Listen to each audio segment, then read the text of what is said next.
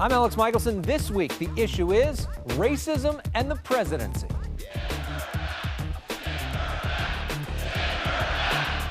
TMZ's Harvey Levin has interviewed the president many times. He joins us to talk about his media strategy, plus what Democrat does he think is using the media the best this year. Plus, send them back. When has that ever happened other than the last time you remember anything about George Wallace? we speak with former Vice President Joe Biden during his visit to California. And get ready for this. An issue is debate. On the right, Tomi Lahren. On the left, Lisa Bloom. Our issues, racism, homelessness, and haters. The Issue Is starts right now.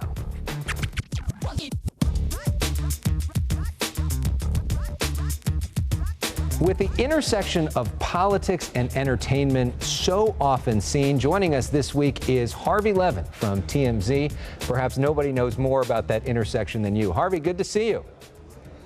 Hey, Alex, good seeing you. So one of the big stories this week is this fight between President Trump and these Democratic Congresswomen, which to me really feels almost like a reality show scene from the reality show President. Do you think that the president sees things through that lens in terms of creating drama, creating good TV? Is that important to him? Oh, yes.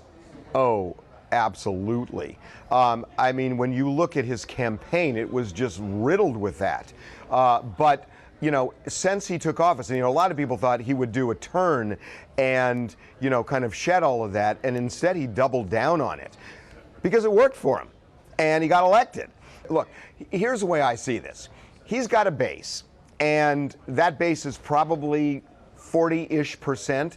40% doesn't get him elected. He's going to need to get about 8-9%, something like that, additional. And so he's got to start courting people who are not necessarily in that base.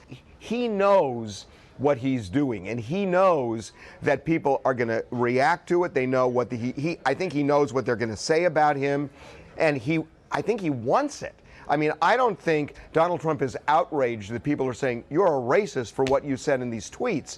I think he knew it when he wrote it. He had to. And I think he's calculating that the way the discussion is going to go is going to make the people who are against him look so, you know, seem so angry, which they are, you know, justifiably, you know, that maybe he can corral that additional 8%. That's the only thing I can think of. But I do think it's calculated. Well, and he's flat out said that he's trying to essentially make people like Alexandria Ocasio-Cortez and Ilhan Omar the face of the Democratic Party because he would rather run against people like that. He knows what he's doing here. I don't think the Democrats respond with one voice. And I think that's what Donald Trump is banking on. That if Alexandria Ocasio-Cortez's voice is as loud or louder than Nancy Pelosi's, then he is going to say she is the face of the Democratic Party, she has embraced socialism, and then he's going to try to court that 8 or 9% and scare them and try to get them in the fold. That's the way I see it. I don't know how you see it. And you see something similar on the presidential campaign as well. You got somebody like Joe Biden who has a very old school approach to the media and sort of press releases and formal interviews. And then you've got other candidates, Kamala Harris, Elizabeth Warren, others that are really trying to use social media in a different way to get a message out as well. And you see some of that divide. Where do you see that situation? Well, I really haven't talked about this on television, but I will.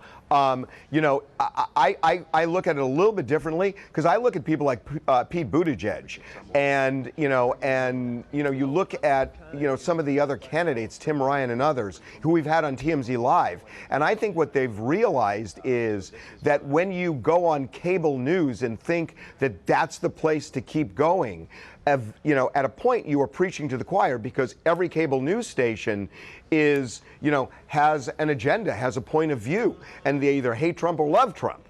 And so if you go on these shows, they know the audience is either going to like him or not like him, depending on the show you go on, but it's not going to get new voters. It's not going to attract new voters. It's not going to attract younger people.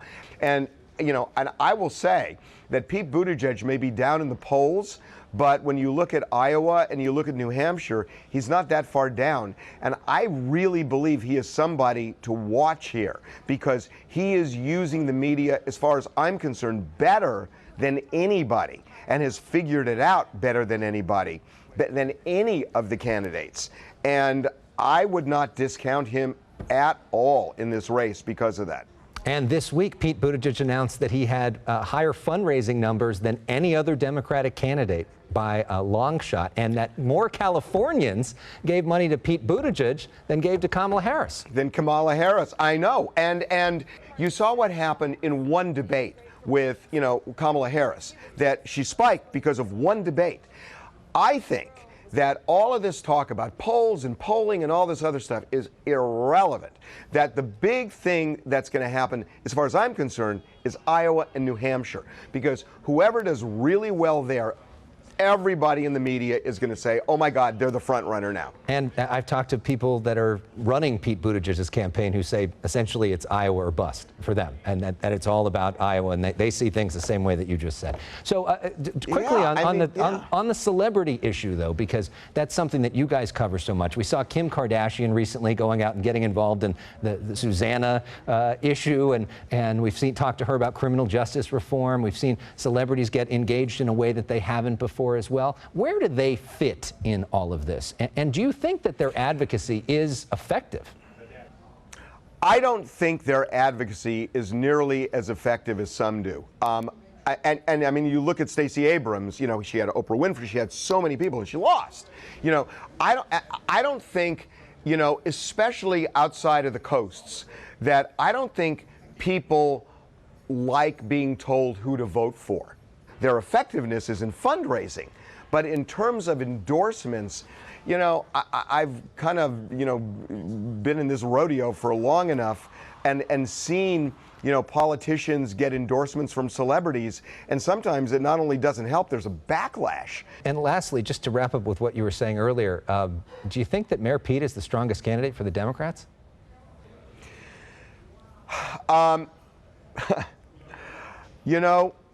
I think he's got something that none of the others have.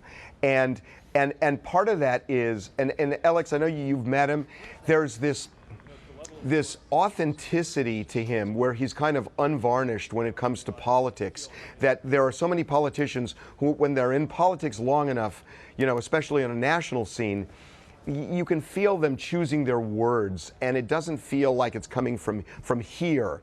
It's coming more from, it feels a little calculated. I don't think he has that, and I think that's a huge asset. Now, let's get real for a second. Is this country going to vote for an openly gay candidate? I'm gay, and I would hope that a lot of people would be open enough that if he's well qualified, great. But I think there's still a lot of homophobia in this country. And I think Donald Trump will play on that. And I don't know that he'll play on it directly, but he'll play on it somehow, and maybe others will as well. I don't know. I mean, we elected a black president, and there were a lot of people who said that wouldn't happen. But I don't know how that's going to play, to be really honest with you. I just don't know. I hope that it doesn't matter. And I think it would sure be interesting to road test it and see. And beyond that, I don't know what else to say. And as Pete Buttigieg said to me, there's only one way to find out. So there you go. You road test it. Yep. You find out. Harvey Levin, thank you so much for your insight. Very, very interesting conversation. Really appreciate it. Always good talking to you, Alex. Up next, we speak to Vice President Joe Biden and ask him how he would help heal a divided nation. And our panel, Tomi Lahren, Lisa Bloom, debate the president's tweets and more. Stay with us. From Southern California to the Bay Area, you're watching The Issue Is. If we ever closed the door to new Americans, our leadership in the world would soon be lost. Ronald Reagan giving his final address as president in 1989, talking about the value of immigrants in this country. It's a little bit different tone from President Trump's rally this week.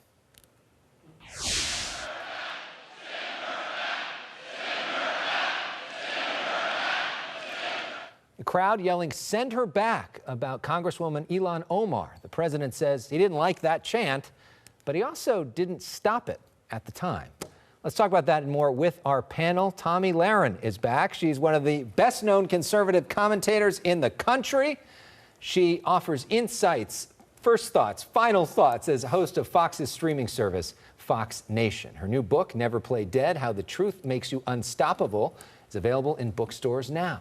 Lisa Bloom, one of the best-known progressive attorneys in the country. This is video of Lisa speaking at a rally against the president's border policies, thanks to Lauren Steiner for this stream. She's also represented accusers of Jeffrey Epstein and of President Trump. Ladies, welcome back to The Issue Is. Good to have both of you here. So let's start this conversation with, were the tweets themselves talking about going back to your country, especially many congresswomen who are from America, is that in itself racist? I didn't take it that way. I understand where some people found it to be insensitive, crude, aggressive. I can understand that. To go as far as to say it was racist, I don't believe it was. When I saw the tweets, when I read the tweets, very much my takeaway was love it or leave it. And that is something that I've said before. That's something that President Trump has said before. It's, if you don't like this country, if you want to fundamentally change it, you want to bring socialism to our shores, then you should leave, because you're clearly not a fan of the American process. Well, of course, love it or leave it is offensive in and of itself. Conservatives complain about a lot of things about America. We don't suggest that they should leave. Dissent is patriotic. We all want to make the country a better place. And one way to do that is by dissenting. But look, clearly it is racist. I'm a person who's been debating hot button issues and taking provocative positions publicly for 40 years. Nobody in all of that time has ever suggested to me that I should go back to where my ancestors came from, which, by the way, is England and Poland. And one of them was an illegal immigrant many generations ago. This is something that's only said to people of color. And by the way, Ayanna Pressley, African-American congresswoman, born in Ohio, where is she supposed to go back to exactly? You know, most African-Americans in this country, their ancestors were brought here in chains. And for hundreds of years, when people had a complaint, they would say, go back to Africa. It is insulting. It should be relegated to the dustbins of history. It makes me so angry that our president would say this, and now his supporters are chanting it at a rally. First of all, I want to speak to that. I don't agree with chanting it at the rally. I'm actually going to be doing final thoughts on Fox Nation about that today. Good. I don't think that that's helpful. Good. I think that that is misinterpreting what Trump meant by his original tweet. So I agree with you on that point. However, I disagree with you when you say no one's ever told you to go back where you came from. Almost on a daily basis, people tell me, well, your ancestors took over this nation and drove out the Native Americans. Go back to where you came from. So I have heard that almost on a daily basis. Well, you should check out my Twitter notifications. But to the basic point, though, I mean, President Trump complained about this country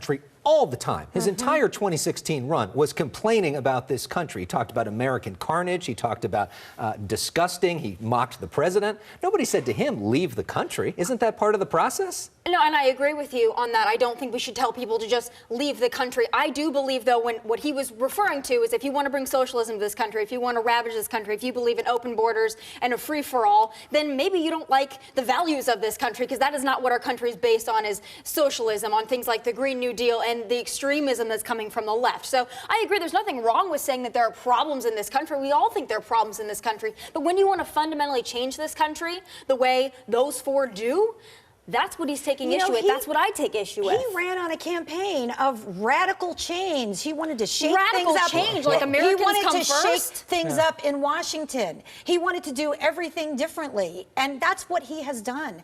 And to say that these people want open borders is ridiculous. None of them favor open borders. To say that health care for everybody is socialism, I mean, is public education for everybody socialism? People used to say that. Is providing fire coverage by firefighters to everybody, is that socialism? I mean, there's certain basic things that we're fighting for. It's not socialism. And anyway, they shouldn't have to go back if they're advocating, you know, public policies. When you say that they don't believe in open borders, when they're talking about decriminalizing illegal entry, sorry, that is open borders. No, it's not. And when you say providing health care for all is this wonderful thing, especially illegal immigrants, have you seen the homeless epidemic we have in this state? Yes, I have. And we should be spending $100 million a year on health care for illegal immigrants, people who have no legal right. What's the alternative? Let people be sick and die? Let me respond to your questions, because we are one of the wealthiest countries in the world. And to say that we're not going to provide health care for all of our people, even people people who are destitute, who are God's children, who may be homeless because of mental health issues. We shouldn't give them health care. That is un-American. Let's also get to a point of this that you said. You said you don't agree with the chance of send her back. The president also said that he didn't agree with the chance, but he said that the day after. And then I talked with Joe Biden about that this week during his trip to California. Here's what both of them said. I was not happy with it. I disagree with it. But again, I didn't say that, they did. You can imagine if someone said that when I was speaking, what I would have said. No, stop. Speak up, man. Not after the fact. Not after the fact. And look. You think he's trying to have? You think he's trying to have it both ways? Pardon me? Do you think he's trying to have it both ways, to have that in the moment and then the next day walk it back? Well, he does that all the time and everything. Heal this country, because clearly, if that is happening, we're pretty divided right now. If you're president, how do you put the pieces back together? I think the vast majority of the American people understand what's going on. They get it. Do you think he's trying to have it both ways? No, I don't. And I believe the president when he said I disagreed with it. And I think in that moment, he didn't know what to say. Please stop chanting. And maybe he should have. And in fact, I wish he would have, because I don't believe that that's what Trump supporters really believe in. And also, the chant that I prefer to hear is build that wall anyway. Last thoughts on this? You know, he is the president. To say that he can't show leadership is too much to ask of him when he's standing there for 10 seconds silently while they're just following up on what he had tweeted. It's absurd. Are our standards for our president so low that we can't even hold him to account when people are saying, send her back? I mean, please, I think we can insist on better. Okay, well, after all that, let's change up the mood a little bit, right?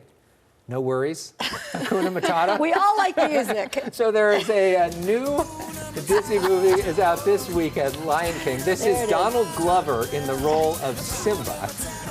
And so coming up next, we're going to be talking more with this panel, including the latest in what's happening here in California politics. Very interesting. Big changes this week. We'll come back. I hope. Is this bringing us together? We may not all like the same kind of music. We might, though. I don't know. You excited about Lion King?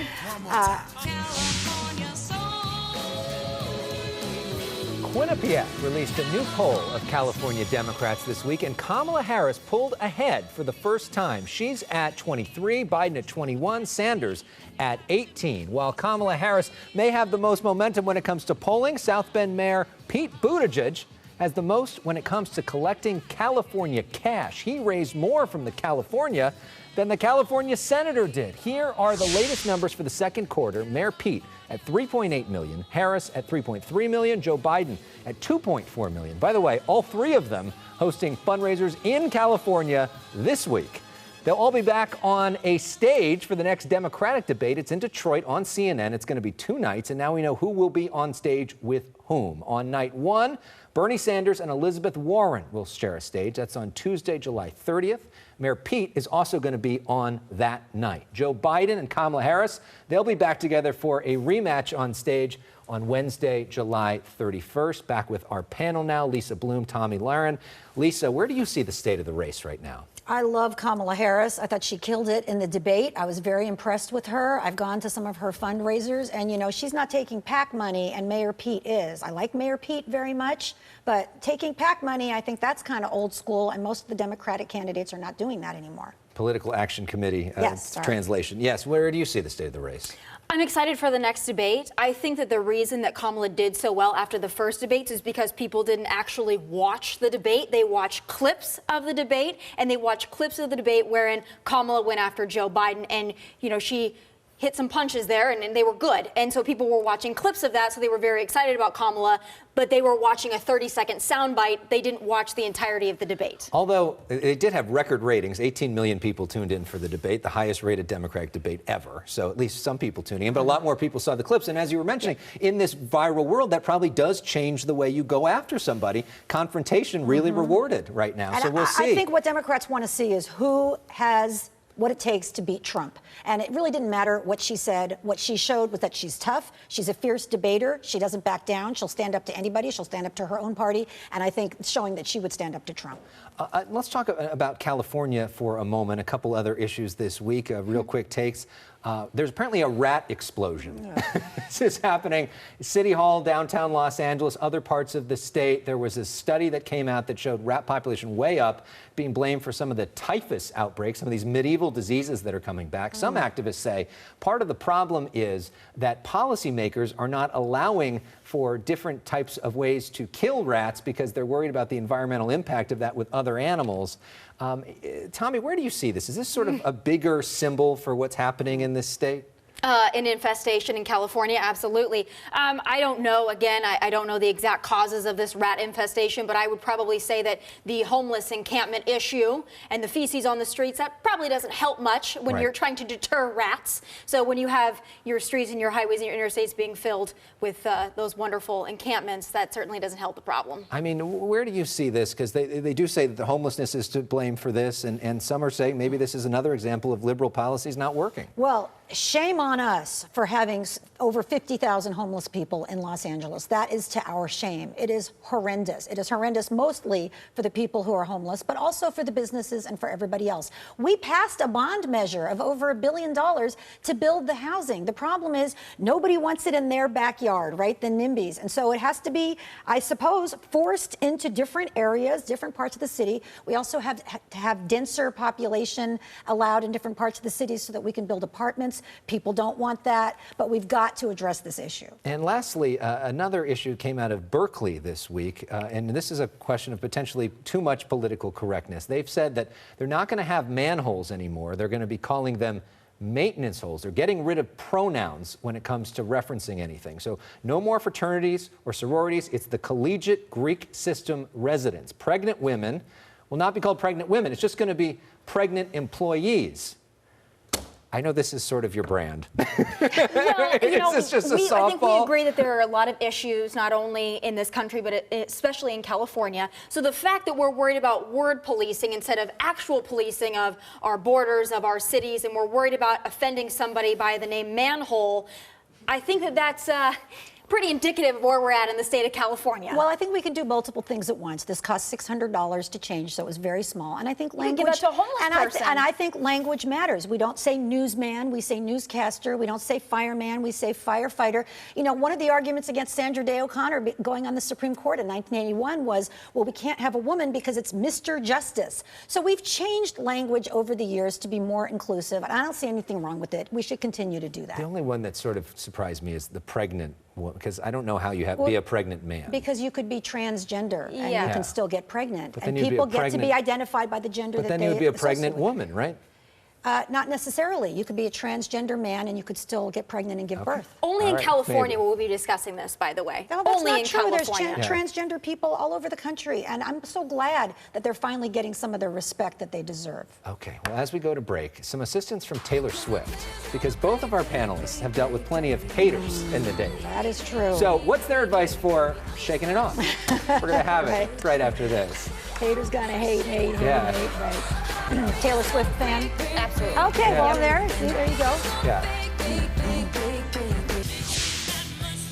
All right, well, our panelists this week don't have a ton in common, but they are both fighters, right? Lisa Bloom and Tomi Lahren. Tomi just written this new book about this. It's called Never Play Dead.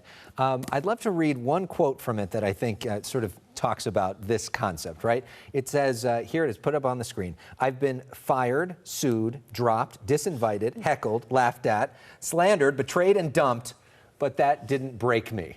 So I want to talk to both of you about sort of how do you deal with the haters. Let's start with you, Lisa. Well, listen, as a human being, it does hurt sometimes. I'm going to be very honest. I like to project this tough exterior. I'm a trial lawyer, but I'm a human being, and it can be very hard. But we have to remind ourselves that literally everybody in the public eye has haters. I tell my clients when we're getting ready to sue, Bill Cosby or Donald Trump, that you're going to get haters. Mother Teresa had haters, and you have to dig down to the tough part of yourself. You also have to surround yourself with people who do like you and support you and are cheering for you. God, how bad a person do you have to be a Mother Teresa hater? Right? Well, I mean, can you imagine at the age of Twitter back in those times? Yeah. But, you know, and I agree with you on this. And for me, it's something I also write about in the book. This book isn't just for conservatives. I have a lot of liberal female friends as well, and we support each other and we like each other. You and I can talk and we can like each other. We can talk about things that are not political, and we can respect the other position, the other point of view. And I think we've gotten to a point in this country where the litmus test for friendship has been, who have you voted for? And if you voted the wrong way, then they don't want anything to do with you. And we need to get away from that. We can be friends, we can respect each other. And at the end of the day, my notifications on Twitter don't define me, and they never will. Right. Well, Tomi has some great stories in this book. It's not really a politics book. It's more about what we're talking about, overcoming adversity. We're going to talk about that in a special podcast, which you can stream right now with Tomi. Just search for The Issue Is. In fact, all of our past content available in podcast form wherever you search, including conversation with Ann Coulter, Kim Kardashian, Mayor Pete, Gavin Newsom, Ben Lyons, Areva Martin, and Lisa Bloom. And by the way, before we go, congratulations to you, Tomi, on getting engaged. Thank you. Yeah, so we've got a a picture of that we want to show of you and Brandon, and a very nice ring there. Thank you. He's like the envy of every conservative guy out there. Well, I appreciate that. And Lisa, as we go, I have a present for you. Not a ring, because I don't have that kind of money. Okay, I already have one. But I do have some music. This is Lizzo, who My I know is one of your favorites, I love right? her. Yes. This is Good as Hell. And because it is the weekend, right? What's not to celebrate? Yeah, Tomi exactly. can celebrate her ring and book money coming in. We can celebrate. Any woman who needs a self-esteem boost should listen to Lizzo. Yes, we love Lizzo. So thank you all for being here. Thank you for watching. See you next time on The Issue Is. She's so great. She's so great. You said she was in studio. Did you say you interviewed her? No. No? Oh. I thought. Maybe eventually. Somebody told me they interviewed her.